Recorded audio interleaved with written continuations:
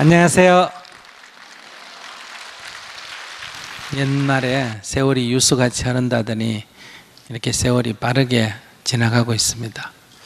시간은 똑같은데 우리가 힘이 들면 우리가 느끼는 주관적인 시간은 느리게 가는 것 같습니다.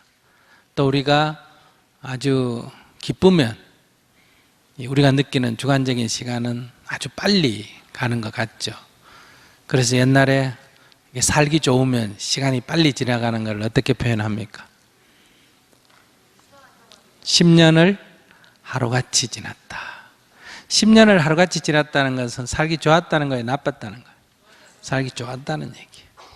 그런데 우리가 정말 힘들고 고통스러우면 시간이 거의 정지하다시피 잘 안 가요. 그럼 뭐라 그래요? 일각이 여삼초라 이래요. 찰나가 3년같이 느껴진다. 찰나가 3년같이 느껴진다 하면 어느 정도 고통스러운지 알겠죠. 그래서 우리는 고통은 피하고 싶고 즐거움을 구하는데 꼭 즐거움이 좋냐 이렇게만 말할 수 없는 것 같아요. 만약에 10년을 하루같이 지나면 단명합니다. 왜? 100년 살아봐야 며칠밖에 못 살아요? 열흘밖에 못 살아요.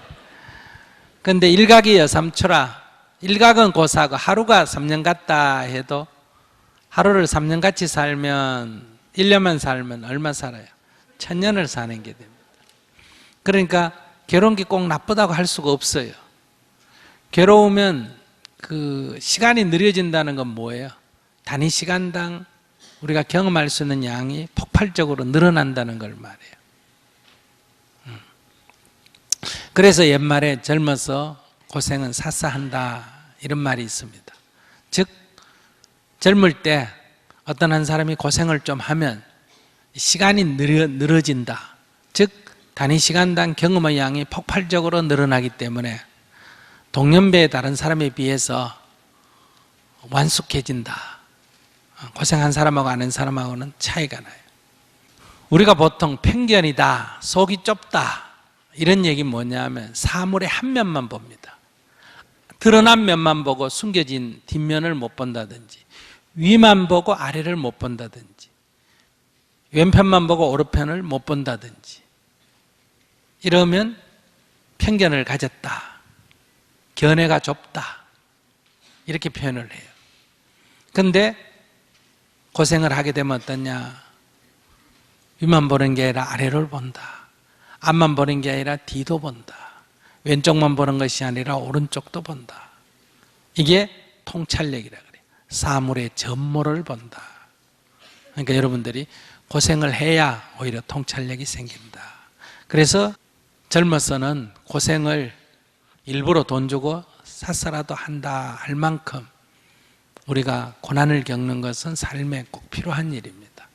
그러니 여러분들이 일부러 자청할 필요는 없지만 나에게 오는 고난을 피할 필요는 없다. 그 고난이 곧 복이다 하는 것을 깨닫게 된다면 인생에 두려움이 없어져요. 그런 데서 여러분들 지금 이런저런 삶에 있어서 장애가 있을 거예요.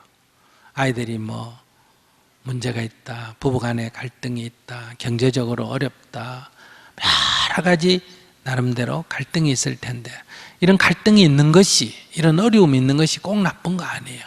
그것을 극복하고 나서 보면 그것이 있음으로 해서 나의 능력이 커지게 됩니다. 우리가 지난 여름 더울 때는 정말 힘들었는데 지금 지나놓고 보면 별거 아니지 않습니까? 그것처럼 우리가 어려움이 있어야 능력을 키울 수가 있어요. 아무런 어려움이 없다면 우리는 능력이 커질 기회가 없습니다. 우리가 실패를 해야 연구를 합니다. 실패를 해야 새로운 도전을 해요. 그래서 우리가 새로운 걸 발견하고 또 능력이 커져가는 거예요. 그래서 실패는 성공의 어머니다 이런 말을 하지 않습니까?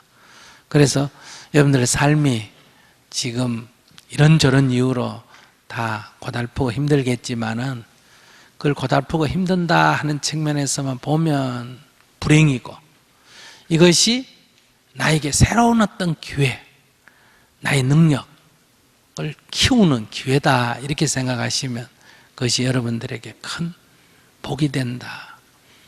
주어진 상황은 똑같은데 그것을 불행으로 만들었냐 행복으로 만들었냐는 것은 전적으로 나에게 달렸다. 그래서 부처님이 이런 말씀을 하셨어요. 이건 뭐 불교라기보다 진리에 대한 얘기니까 한번 따라해 보세요. 행복도 내가 만드는 것이네, 불행도 내가 만드는 것이네, 진실로 그 행복과 불행 다른 사람이 만드는 것 아니네. 네. 그래서 여러분들이 행복을 만들어가는 거예요. 자꾸 행복이 주어진다고 생각해요. 감나무의 감이 저절로 떨어져서 내 입에 들어오지 않듯이 행복도 저절로 주어지는 게 아니에요. 설령 저절로 주어지는 경우가 있다 하더라도 그는 금방 지나가 버립니다. 다시 불행으로 돌변한다.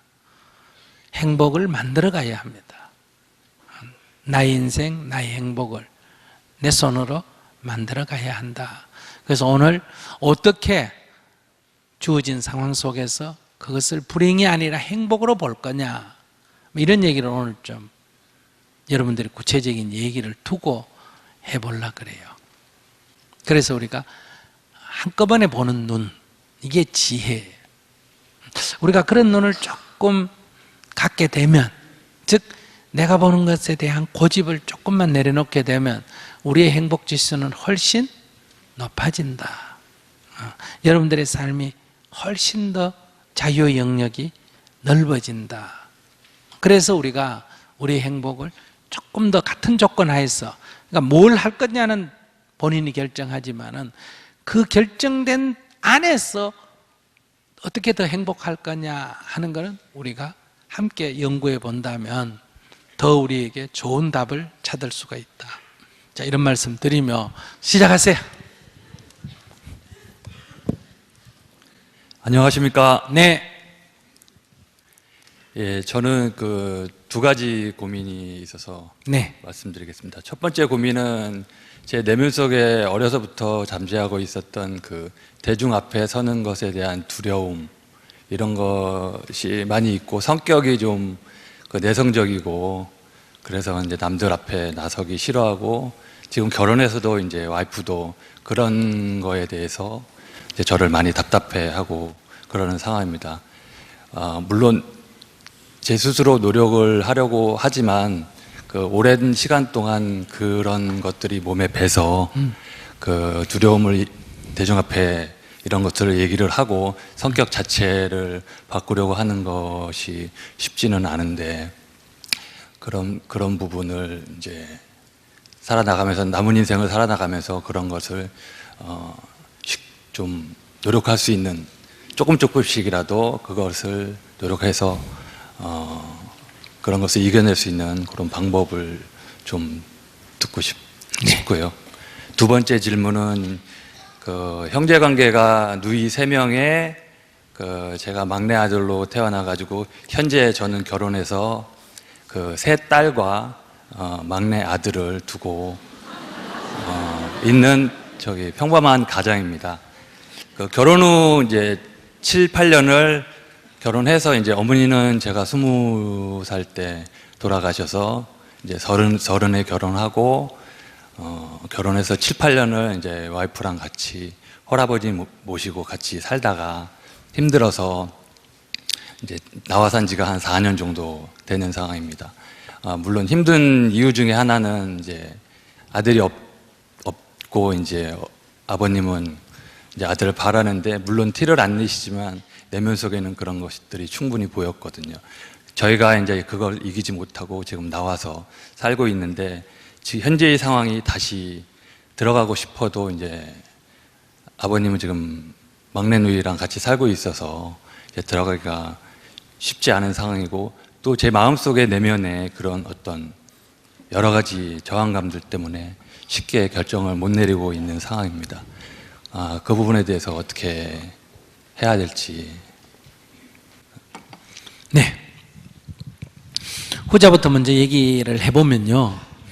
그러니까 자기가 지금 딸 셋이라는 거예요. 딸 셋에 아들 하나라는 거예요. 형제가 이제 저희 누이가 3명, 그리고 아니 누이가 셋, 자기 하나. 네, 그렇습니다. 자기는 그리고 이제 자식들은 자기 자식은. 제 자식은 이제 딸 3명에 아들, 막내 아들 하나. 그럼 이렇게. 아까 할아버지가 아들 없다 그랬다며, 기다린다 그랬다며. 그때는 나왔을 때는 딸 셋이 있어서 그때 힘들어서 나와서 아들 하나 낳았다. 나와서 아들을 이제 막내 아들을 얻은 상황입니다. 자기도 뭐 딸 셋 낳아놓고 왜 아들한테는 그래?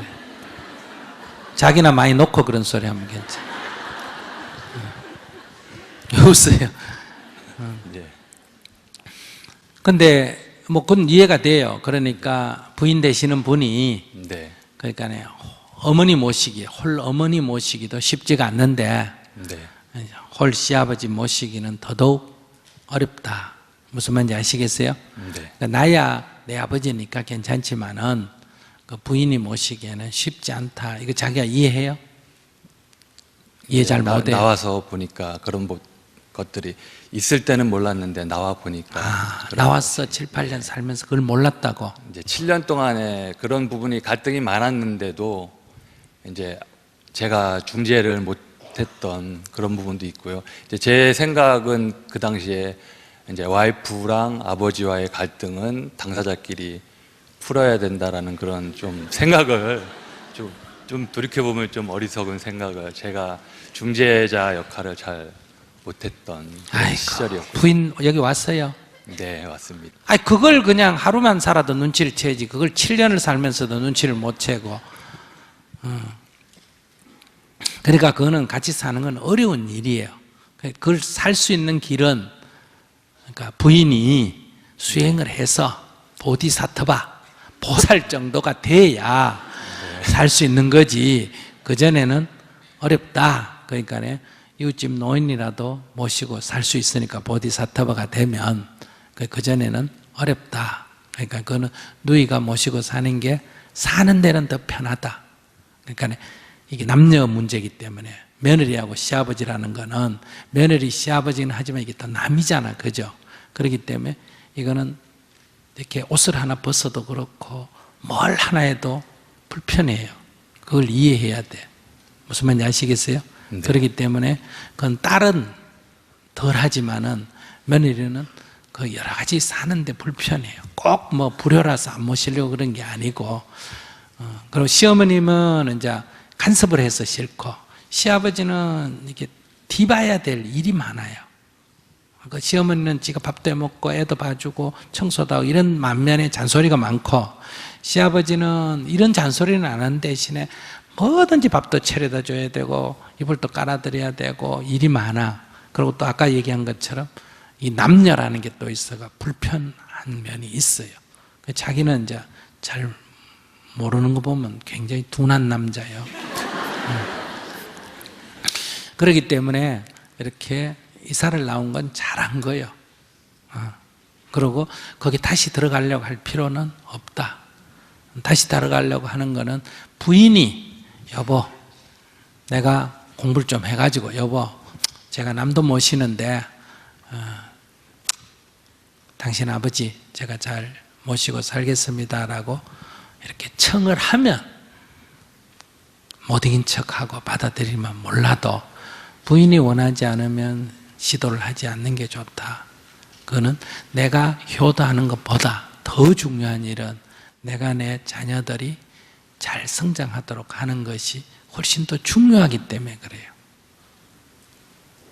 그래서 그 문제는 별로 고민거리가 없어요.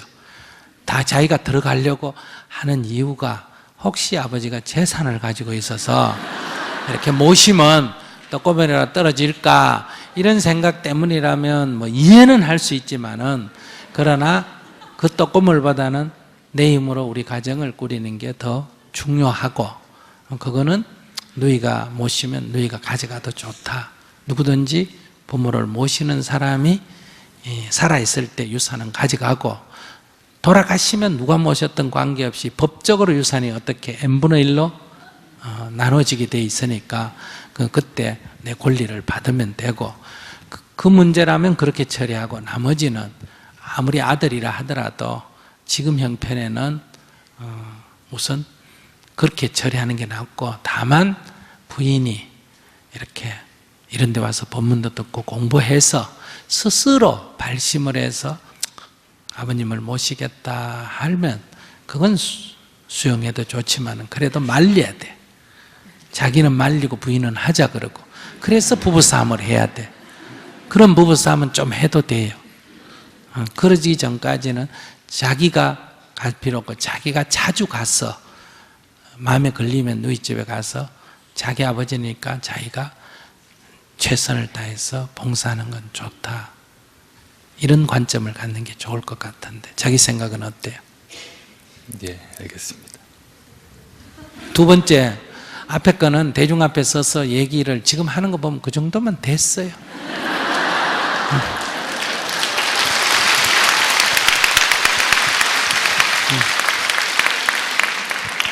근데 그보다 좀 더 잘하고 싶으면 연습을 해야 돼요. 그러니까 말도 처음부터 잘 탈 수 있어요. 연습을 해야 돼요. 연습을 해야 되고, 피아노도 연습을 해야 돼요. 자전거도 연습을 해야 돼요. 그러니까 연습을 해야 돼요. 자꾸 대중 앞에서 말하기 연습을 해야 되는데, 오늘 자기 뭐 이왕지 선짐에 연습을 한번 해보지. 예? 네. 연습을 한번 하세요. 뒤로 돌아섰어요. 자, 지금부터 노래를 한 곡 합니다. 마이크 잡은 집에 연습을 한번 해봐요. 아무 노래나 하고 싶은 대로 찬송가 불러도 괜찮아요. 워낙 음치라. 그러면 안 돼. 지금 연습이니까 해버려야 돼. 이때 콱 해버리면